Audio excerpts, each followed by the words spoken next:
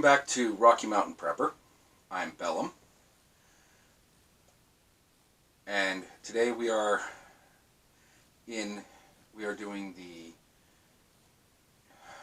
Strong Foundation series, where we read through the Bible. Now, before we get started with that, I feel I must apologize. In the last couple videos, I said that Amenhotep III was the pharaoh over Joseph. I was looking at my notes and did not have the correct notes displayed for me. Amenhotep III would have been around the time of King David and King Solomon.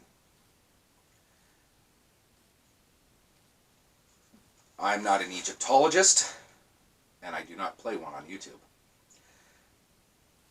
My research was saying that Amenhotep the First was the pharaoh during the time of Joseph. He was the one that created the canal and the reservoir. Or at least that's who is credited. I apologize for that. Amenhotep I did have Joseph as his vizier. His son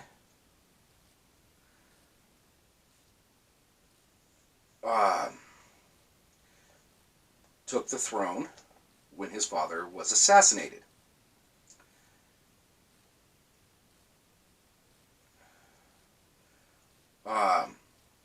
And his son took power at the death of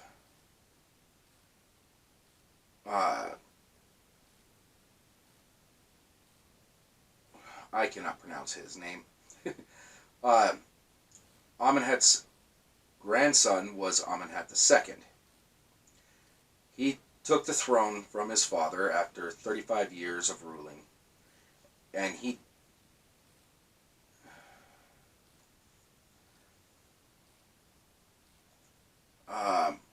after 35 years, Amenhotep I, his son died after 35 years, and Amenhotep II took over, and that would be his Amenhotep's grandson. And it kept jumping around on these like that. Towards the end of this dynasty, they just kept alternating between Amenhotep and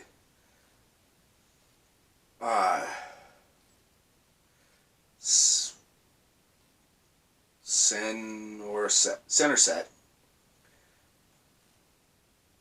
And Senusret II,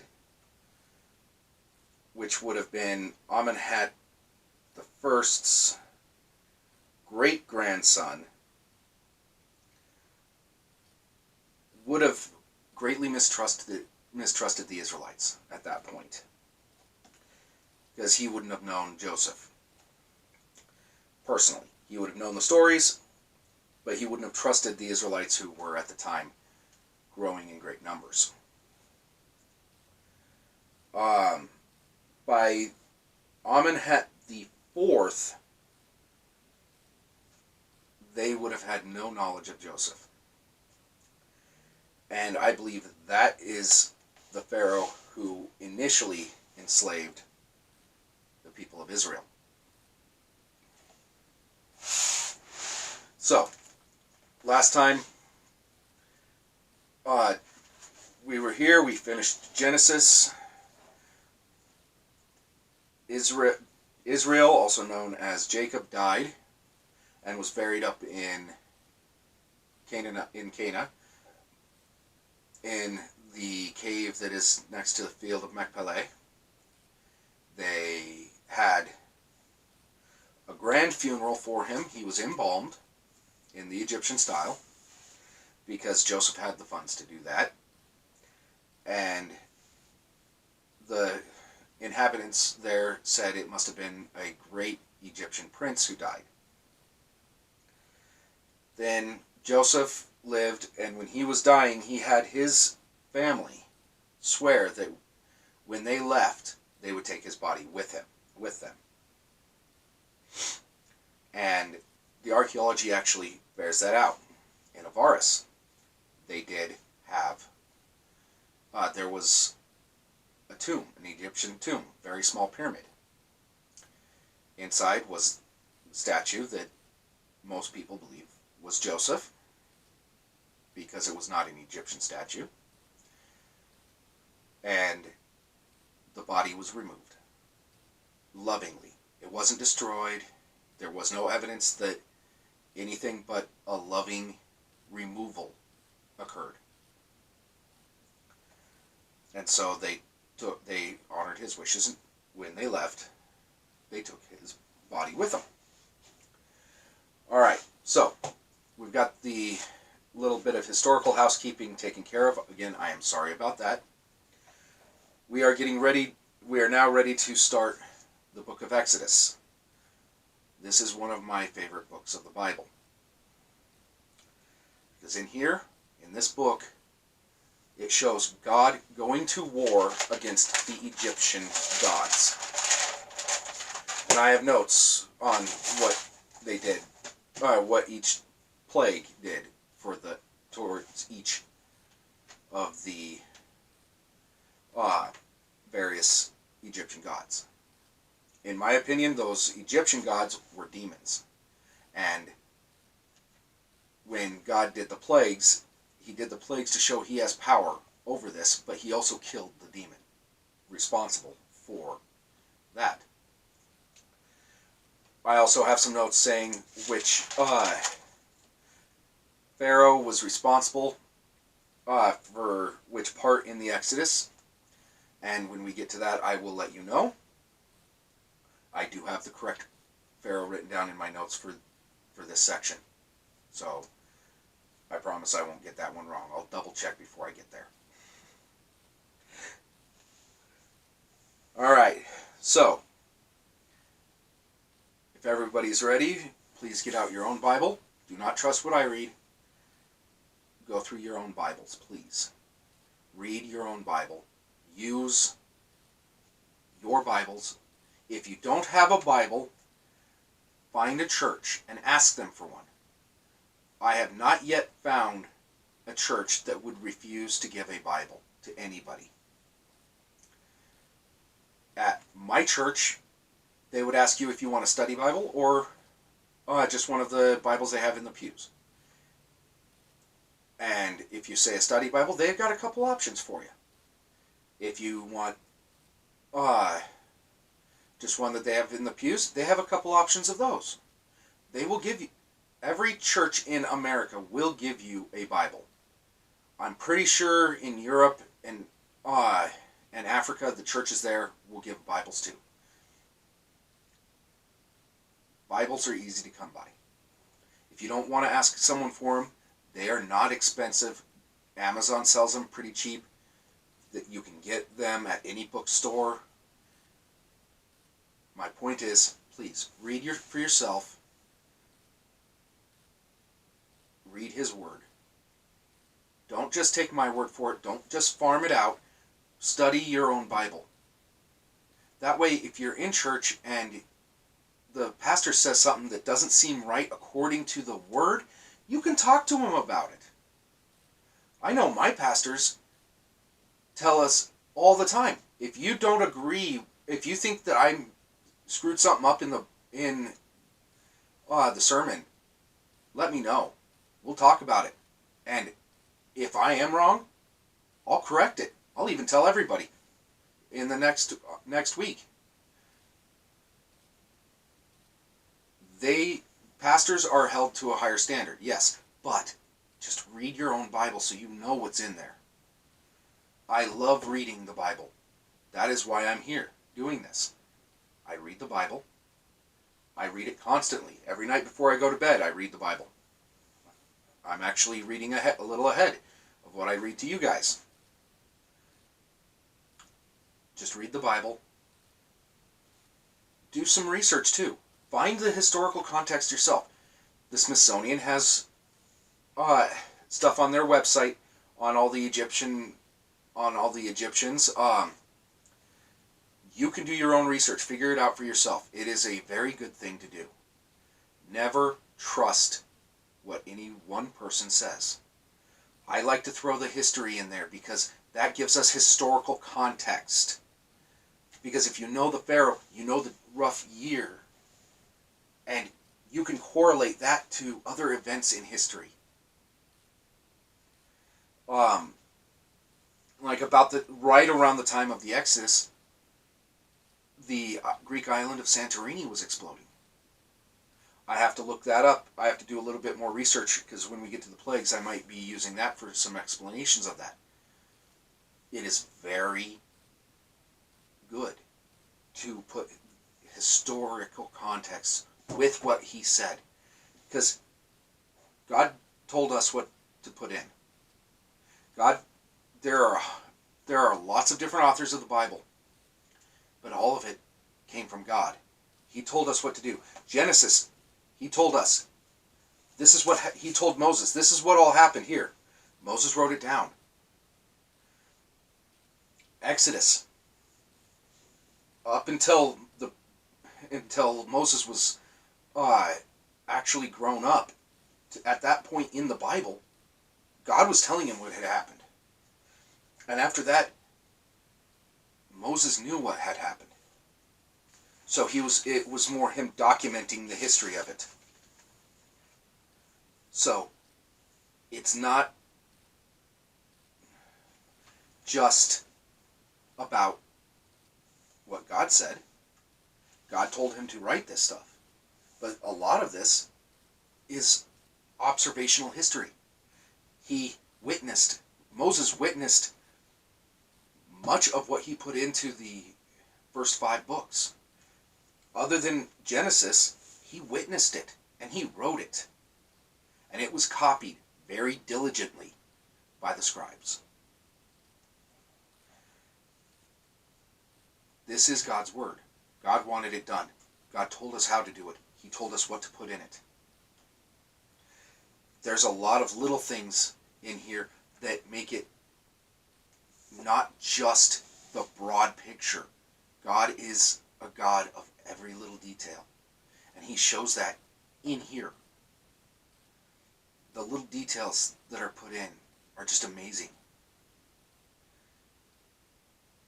But please, read for yourself. Experience it yourself.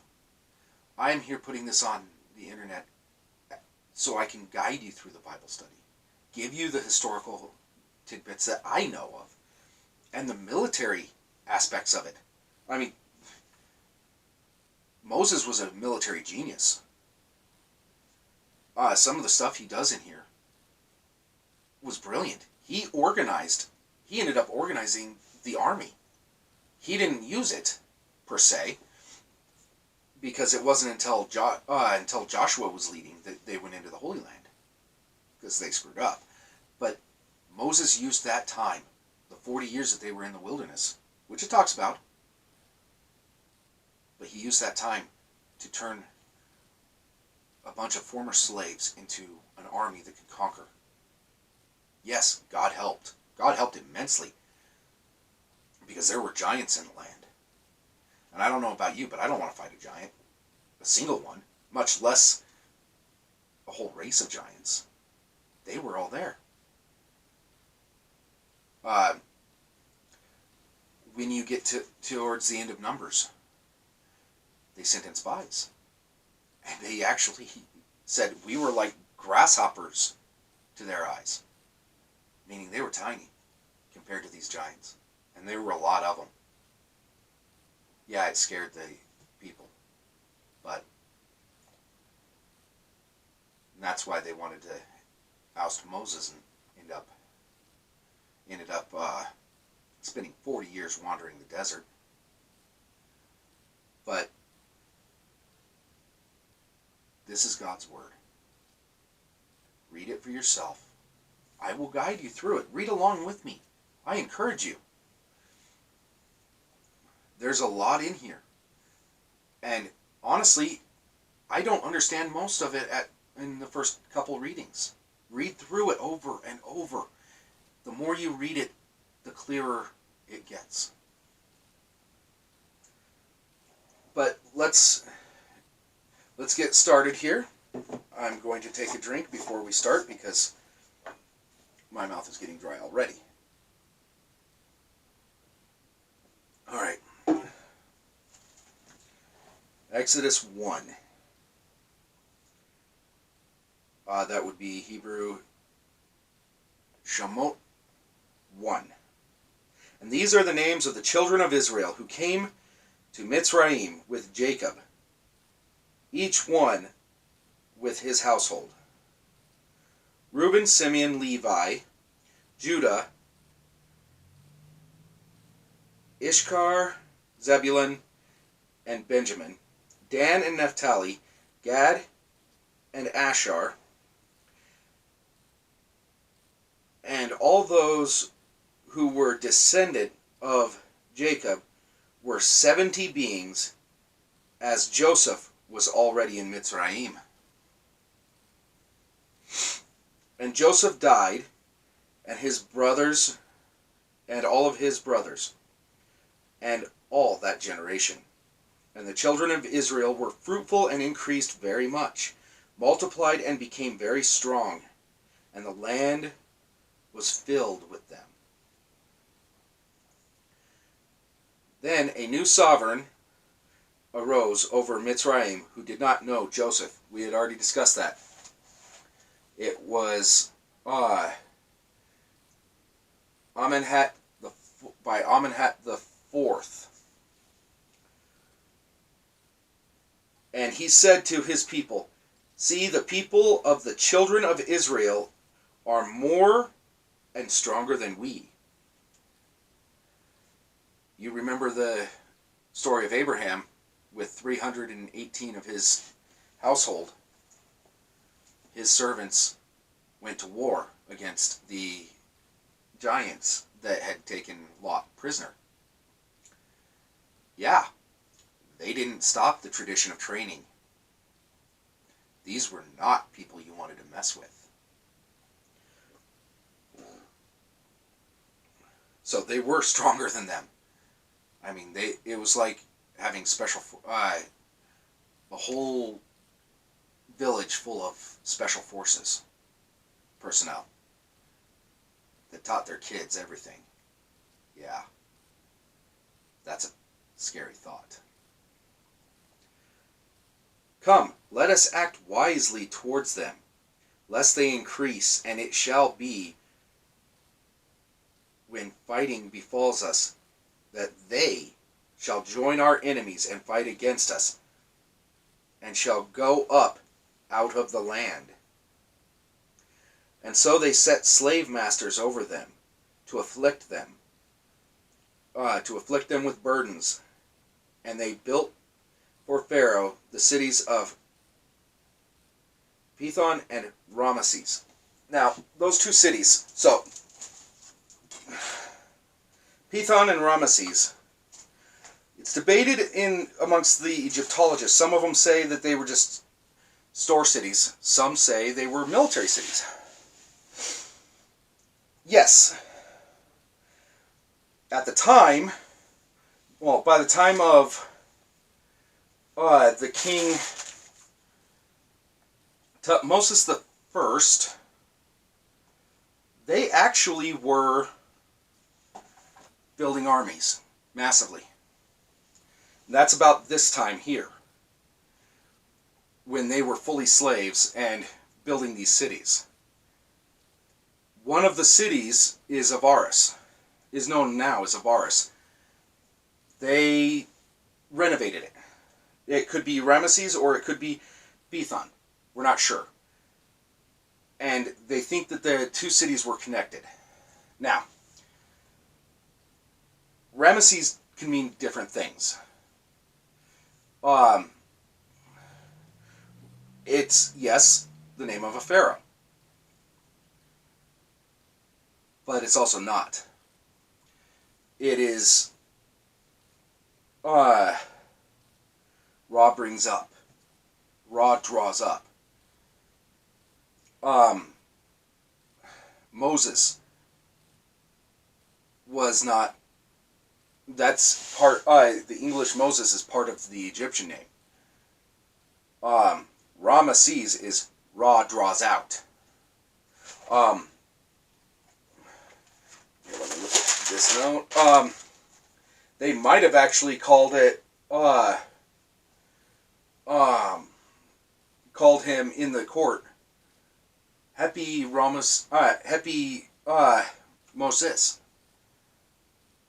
because he was drawn out of the water, but he was given from the god of the Nile, which was Happy. They could have called him that. Ramesses is just Ra, the sun god, draws up, brings out. So the city of Ramesses is a store city. Ra brought this to us. We conquered. There would have been a lot of treasure there.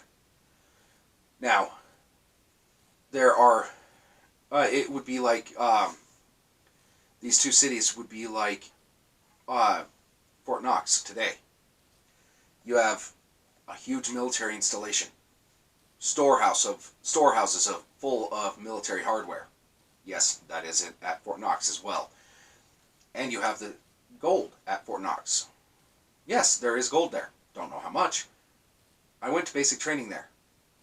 They don't tell you when you're in basic training on your first day that if someone tries to steal the gold, they're arming you and you're going over there. If there's nothing there. There's something there. Lots of gold. At least a little bit. The U.S. military is protecting it inside of a nuclear-proof bunker. So, these two cities could have just been two parts of the same complex, the same thing. Part of it would have been the slave quarter. Part would be storehouse for the riches. Then another part, maybe separated by some water and with a bridge, would have been the other city, which was a store city for the army. Because at that point, they had a large army, and they were going to war a lot. So, they built for Pharaoh supply cities, Pithon and Ramesses. Doesn't say they built the pyramids. No, that was the Egyptians doing that. I mean, the Egyptians were all part of the were all owned by Pharaoh at that point. But the more they afflicted them, the more they increased and grew, and they were in dread of the children of Israel. And the Mitzrayites made the children of Israel serve with harshness. And they made their lives bitter with hard bondage in mortar and in brick, and in all kinds of work in the field.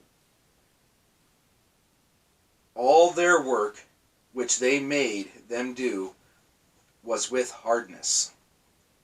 And the sovereign of Mitzrayim spoke to the Hebrew midwives, of whom the name of one was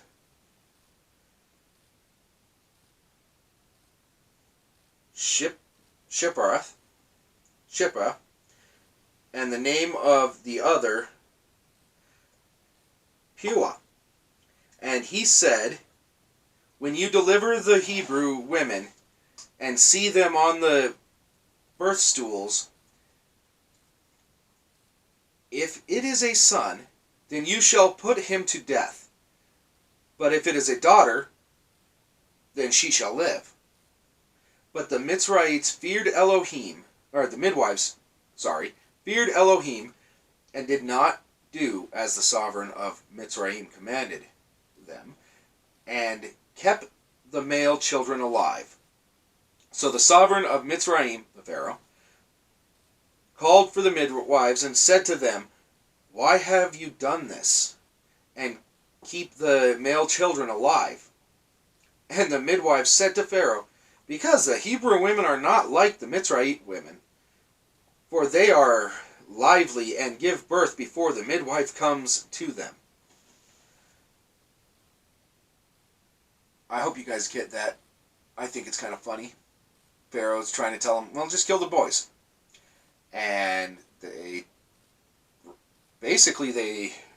quietly refuse and then say, well, all these boys were being born beforehand. So Elohim was good to the midwives. And the people increased and became very numerous. And it came to be, because the midwives feared Elohim, that he provided households for them. And Pharaoh commanded all of his people, saying, "Throw every son who is born into the river, and keep alive every daughter." All right, now, in Avaris, in the graveyards, they found all of a sudden, at a certain layer, there was, about this time period, there was a massive death of boys. And then after that, for a generation, there was almost no boys. And it was all older women being buried. It actually bears this out. The archaeology bears it out. You could go to Egypt during the off-season when they're not planting, when they're doing the archaeological work, and look at the graves and see, yeah, those are females. Those are female skeletons. They can point out how they know. And yes, there were exponentially more females than males. Something on the order of 3/4 of all the graves at that time, after the mass death of the boys, were only women. 3/4 of the graves from the time just after the boys were killed. That shows that they're actually doing that. That this actually happened. The archaeology bears it out. All right, Exodus 2. And the men of the household of Levi went and married a daughter. A man of the house of Levi went and married a daughter of Levi. And the woman conceived and bore a son. And she saw that he was a lovely child, and she hid him 3 months. And when she could hide him no longer, she took an ark of wicker for him, and coated it with tar and pitch, and put him and wicker for him, ark of wicker for him, coated it with tar and pitch, and put the child in it, and laid it in the reeds by the edge of the river. With that, there is a royal palace at Avaris that is downstream on this channel of the Nile from a huge field of reeds. So this story is very plausible that this is how Moses was saved. And his sister stood at a distance to know what would be done to him. And the daughter of Pharaoh came down to wash herself at the river. And her young women were walking by the riverside. And when she saw the ark among the reeds, she sent her female servant to get it.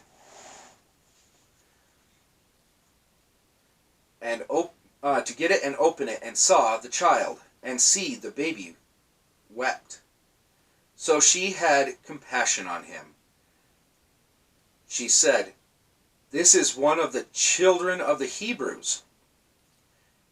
And his sister said to Pharaoh's daughter, "Shall I go and call a nurse for you from the Hebrew women to nurse the child for you?" His sister basically ran up and said, "Do you want me to find a wet nurse, someone to breastfeed this kid for you? It's not your kid. You didn't just have a kid, so breastfeeding would be difficult, if not impossible." And Pharaoh's daughter said to her, "Go." And the young woman went and called the child's mother. And Pharaoh's daughter said to her, "Take this child away and nurse him for me. Then I shall pay you your wages." So the woman took the child and nursed him. Basically, his own mother became his wet nurse. And Pharaoh's daughter paid her to care for her own child until the child was weaned, which back then was usually between the ages of 2 and 5. And the child grew, and she brought him to Pharaoh's daughter, and he became her son. She adopted him. And she called his name Moses, or in Hebrew, Moshe, saying, "Because I have drawn him out of the water." That's what Moses means in Egypt. Drawn out. They probably left out Happy in the Bible because it's not that important. Happy Moses, and then all of a sudden he changes his name when he leaves. Why? So all along they're just calling him Moses in here. What they actually called him in the court of Pharaoh, I don't know. But he grew up in Pharaoh's household. Under Pharaoh Tutmosis I, living in the palace.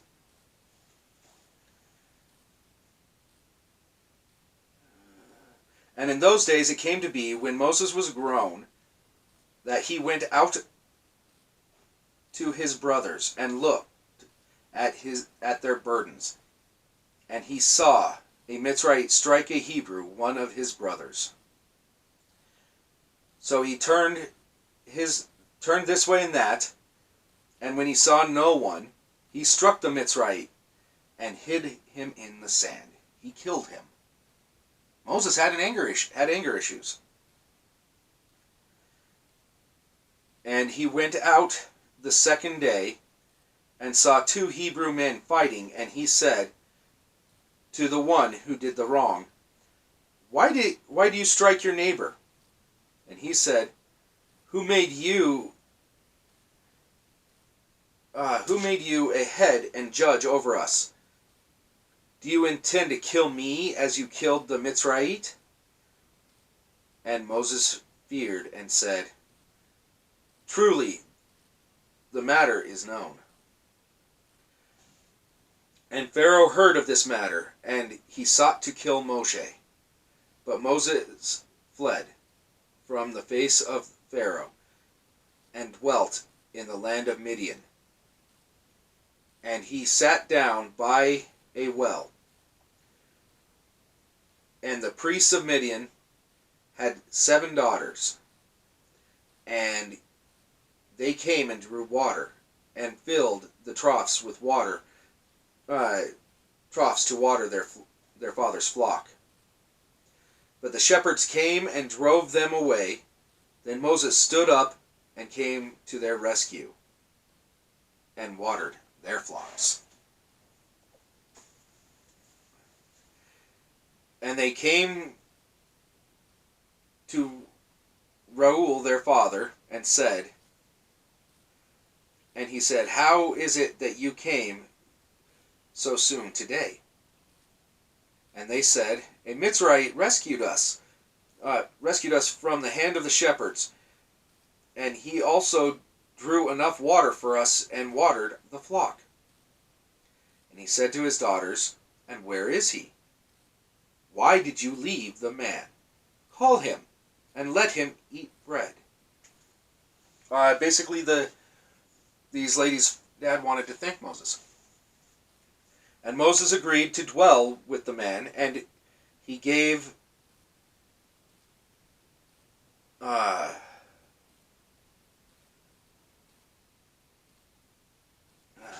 double check that translation real quick.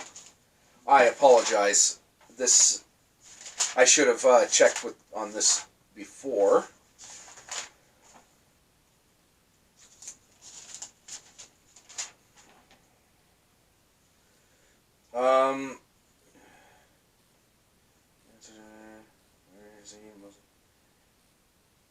Okay, that's what I thought. It's always good to have multiple translations anyway, so you can double check stuff for translation. And he gave Zipporah his daughter to Moses, and she bore him a son, and he called his name Gershom. For he said, I have become a sojourner in a foreign land. And it came to be, after these many days, that the sovereign of Mitzrayim died. And the children of Israel groaned because of the slavery, and they cried out, and their cry came up to Elohim because of the slavery. And Elohim heard their groaning, and Elohim remembered his covenant with Abraham, with Isaac, and with Jacob. And Elohim looked on the children of Israel, and Elohim knew. All right. We will continue with Exodus 3 next time, and what he did to the Pharaoh Dudamus, because that is the Pharaoh that inherited the throne from Tutmosis the first. And we'll get into, here before long, we will be getting into the plagues. That one will be a long one, though. So, for now, thank you for watching. Please remember to like, share, and subscribe. And as always, good luck, and God bless all of you.